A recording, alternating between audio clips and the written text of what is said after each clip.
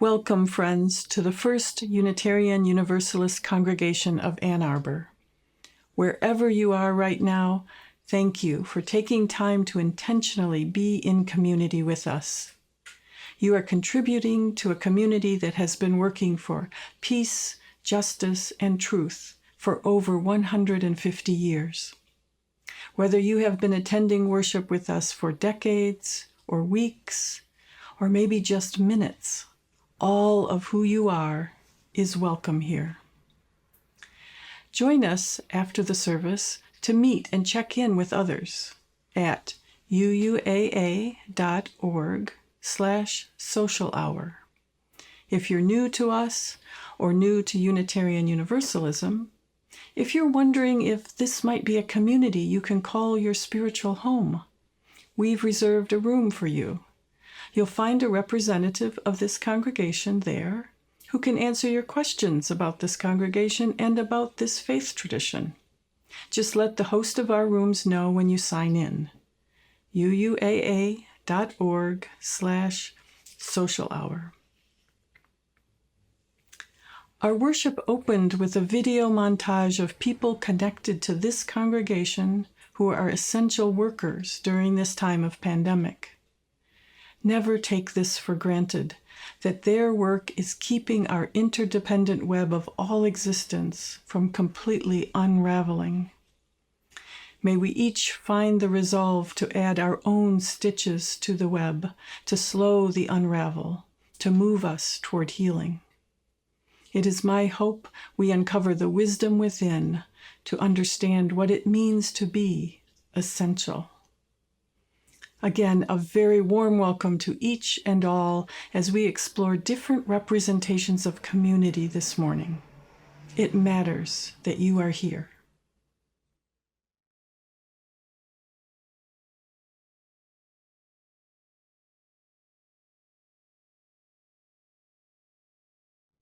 Each week, we begin our time together with the lighting of the chalice.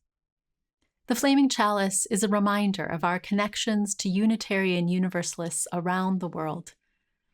It's also a reminder of our connections to our tradition's rich history, to the ways we're bringing love alive in the world today, and to our responsibilities to future generations. And so please join me in lighting our chalice, either in spirit or by lighting your own chalice at home.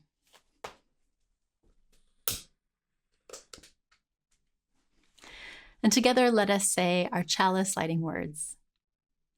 We light this chalice for the light of truth. We light this chalice for the warmth of love. We light this chalice for the energy of action. We light this chalice for the harmony of peace. This week, our congregation has a lot to celebrate, including our congregation's 155th birthday.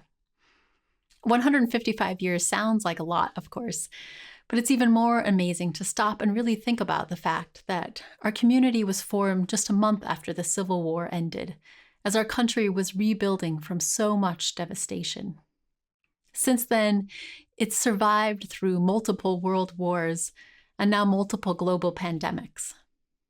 It was thriving as a community when the first plane went into the sky and when the first person landed on the moon, when the telephone was invented, and when the internet was connected, when suffragettes went on hunger strikes, when civil rights activists marched in Selma, and when marriage equality went to the Supreme Court.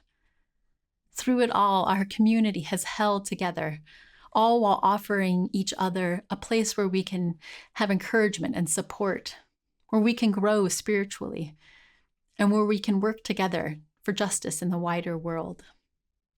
We've been able to do this because generation after generation, we keep showing up and living out our commitments. Of course, as we celebrate our congregation's long history, it's also appropriate that we take time to recognize the many long-term members of our congregation.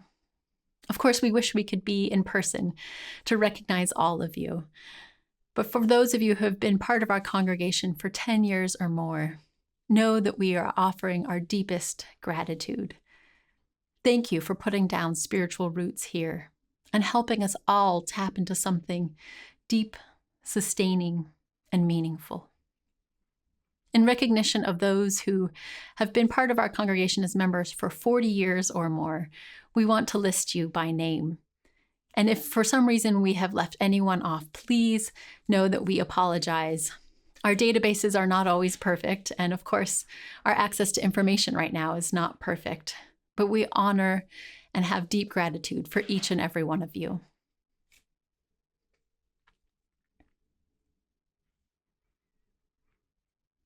Now, in celebration of this community of longtime members, newcomers, and everyone in between, please join me in saying the words of our weekly covenant.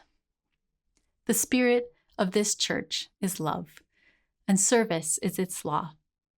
This is our covenant with each other, to dwell together in peace, to search for truth in love, and to help one another.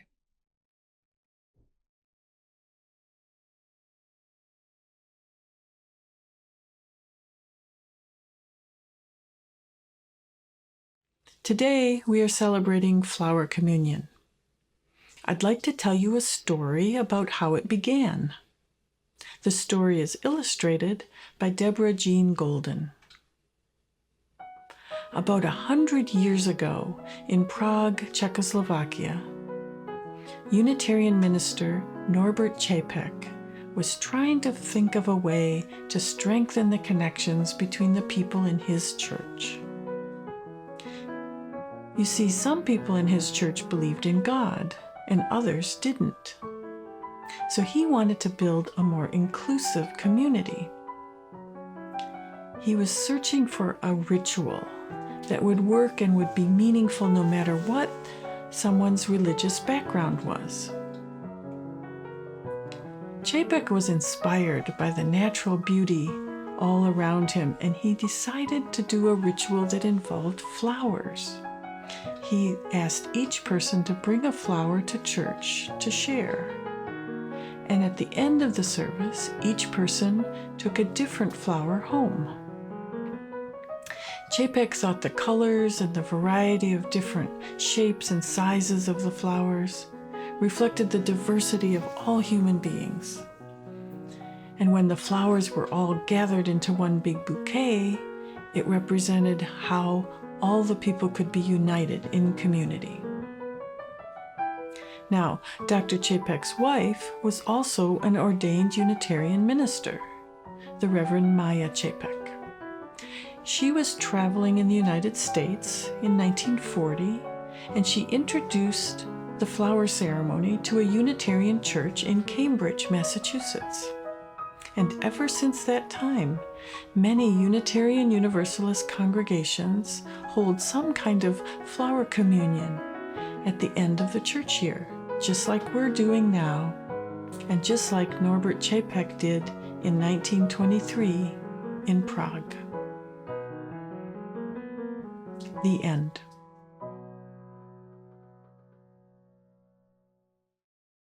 Collected together, our slides can make a tribute. Our warmth, a welcome. Our will can ignite a flame.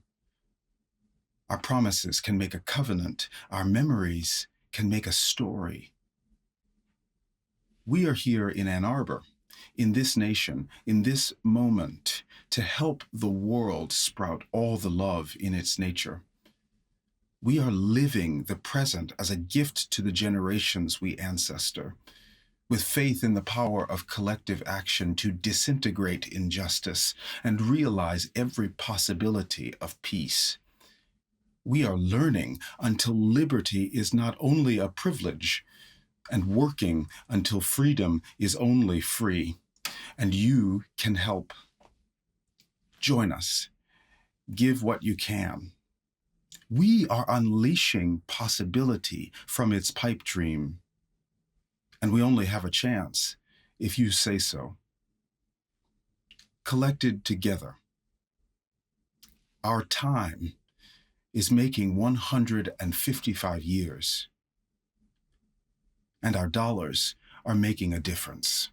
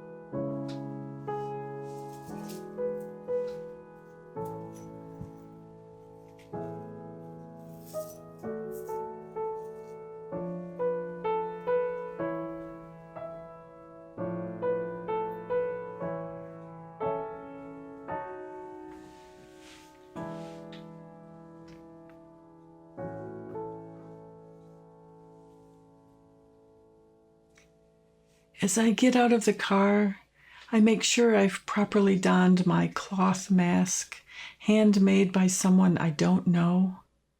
My mask muffles my whispered thank you for this act of kindness. I make sure my badge is visible, the one that lets me in the one entrance for staff only at St. Joseph Hospital, so I can be screened for symptoms of COVID-19 and approved to enter. This past week, the walk from car to hospital felt different. A public ritual marked the week of appreciation for nurses and all healthcare workers. Messages of gratitude and encouragement filled the sidewalks leading up to the entrance. Multicolored, hopeful, supportive words and drawings in chalk, that big sidewalk chalk that cannot be ignored. It felt like I was walking on a path strewn with flowers. This public acknowledgement of essential work and workers embodied hope. When a baby is born at St. Joe's, a few bars of Brahms' lullaby are piped over the intercom throughout the entire hospital. Da-da-dum, da-da-dum, da-da-dum-dum, da-da-dum. I'm sitting with a patient when the music gently interrupts. She pauses and comments at how hopeful she feels when she hears that music, knowing that in the midst of her own fear and despair, there is new life. Her focus for a moment is on that tiny new life, and that gives her hope. I also pause in gratitude for these new lives and for the mothers that are present in that moment. Mothers who embody the meaning, literally, of essential. Without nurturing over the course of a life, one's essence, one's being, may never emerge. What a role to take on, this role of mothering, and how important to recognize on this day dedicated to mothers that the role is taken on by many. I offer this short reading, the words of Reverend Lindasusan Ulrich, entitled, For All the Mothers. For all the mothers and mother figures, the grandmothers, aunts, and extended family members who mother, the soon-to-be mothers, though wish they were mothers, the never wanted to be mothers, the it's complicated mothers, the birth mothers, foster mothers, adoptive mothers, stepmothers, the used-to-be dad mothers, and more than one mom mothers, the single mothers, separated mothers, stay-at-home mothers, unhoused mothers, the grieving mothers, those who grieve their mothers and those whose grief is complex, for all the communities that mother, and for all who depend on the great mother, you are held and beloved. The words of Reverend Lindasusan Ulrich. How do the communities we belong to mother, nurture, support, care for others? Let's look at this congregation. What do we do as a community to support each other? How do we mother each other? I think about the rituals of this community, our chalice lighting, the words of our covenant, our communal singing. All are ways we show we deeply care about each other. We celebrate ordinations. We celebrate the granting of full fellowship in Unitarian Universalist ministry, a milestone just achieved by both of UUAA's assistant ministers, the Reverend Lindasusan Ulrich and the Reverend Cassandra Hartley. We mark birthdays, weddings, new life, child dedications, coming of age, deaths, we hold memorials. This public sharing of rituals gives voice to joy and eases grief. By participating in them, we are demonstrating how we support each other. How necessary it is to continue to mark events when the world conspires to make that difficult. We must keep distances when everything we know tells us to lean in closer. We can, each of us, contribute to the whole. Many hands created the chalked walkways. Many flowers were gathered into one bouquet. Each of us has a role, a part to play. Each role is important. Each is sacred. What do we see and mark and celebrate as essential today? Perhaps these things have always been essential, just not deemed worthy of recognition before. The Reverend Dr. Chapek's belief was that each person's contribution matters, that contributions may be small or great, but the creation of community was of the essence. To that end, every year he consecrated the flowers gathered in his church in Prague at the end of Flower Communion. He dedicated them to a sacred purpose. I offer now a blessing for the flowers gathered today, the same blessing Reverend Dr. Chapek used in his Flower Communion. Join me in the spirit of prayer. Hear his words. Infinite Spirit of life, we ask thy blessing on these thy messengers of fellowship and love. May they remind us, amid diversities of knowledge and of gifts, to be one in desire and affection and devotion to thy holy will. May they also remind us of the value of comradeship, of doing and sharing alike. May we cherish friendship as one of thy most precious gifts. May we not let awareness of another's talents discourage us or sully our relationship, but may we realize that whatever we can do, great or small, the efforts of all of us are needed to do thy work in this world. Amen.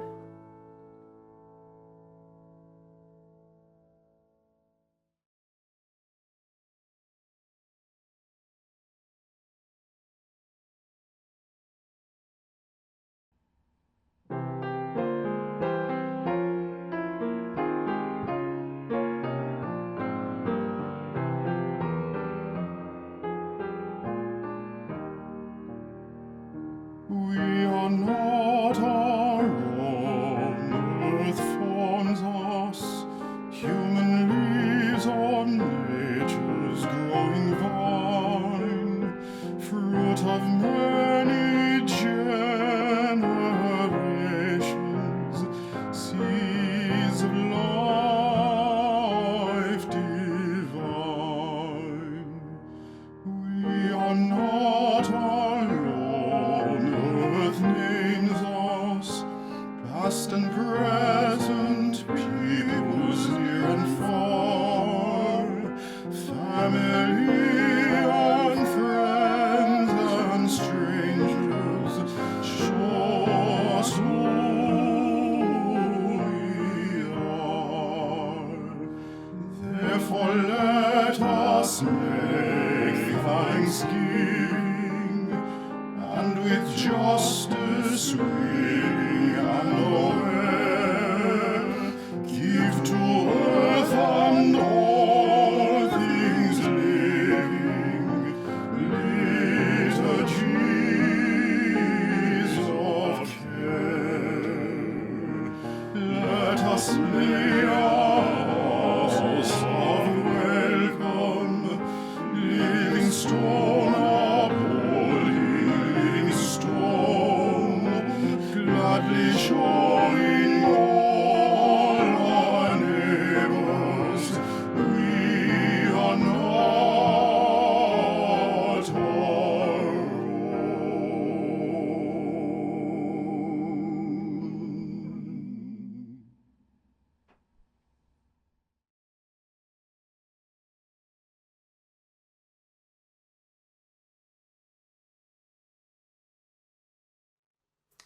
I invite you now into a time of stillness.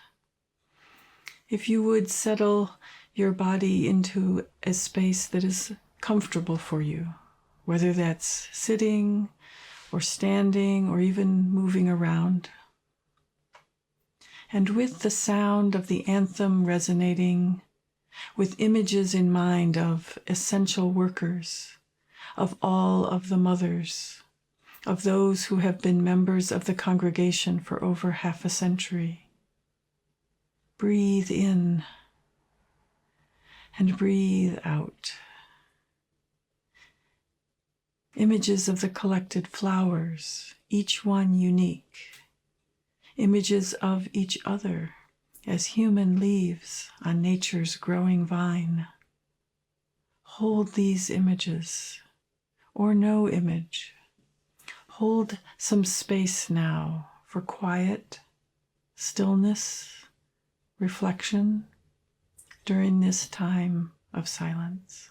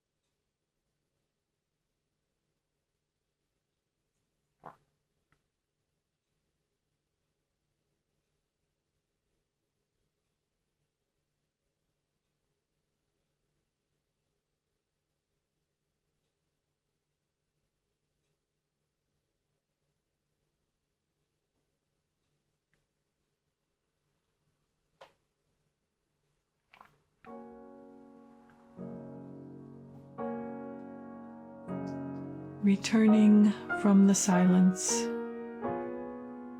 take the time you need. I offer the words of Reverend William Sinkford in the spirit of prayer. In the presence of these flowers, these representatives of creation's profound beauty, diverse and unique, but related and interdependent, these flowers which come to us as gifts from we know not where, and which we in turn choose to bring to our shared and common altar, as gifts to one another. In their presence, we turn our thoughts to the mystery beyond mysteries, to the most sacred, which we never understand fully, but which we are granted revelatory glimpses of in each of these flowers, in each of your faces, and through relationships with neighbors near and far. May they remind us of grace we have known in days past, forgiveness we have been granted,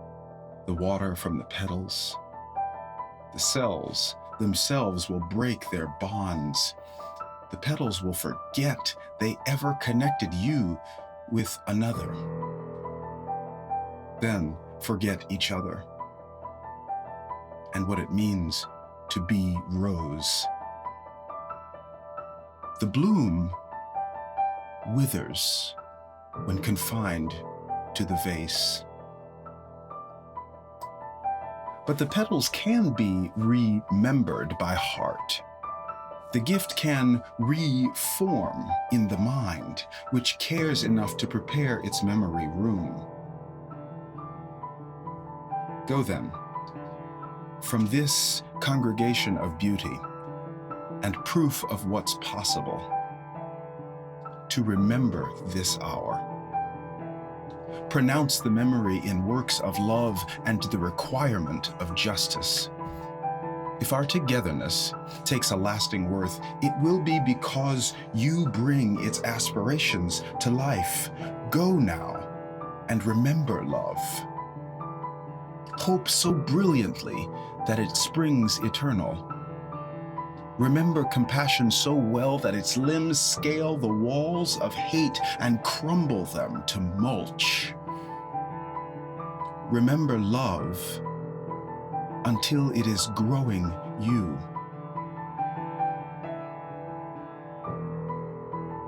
Then let us gather again.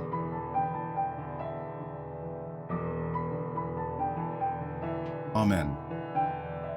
Blessed be. Go in peace, my friends.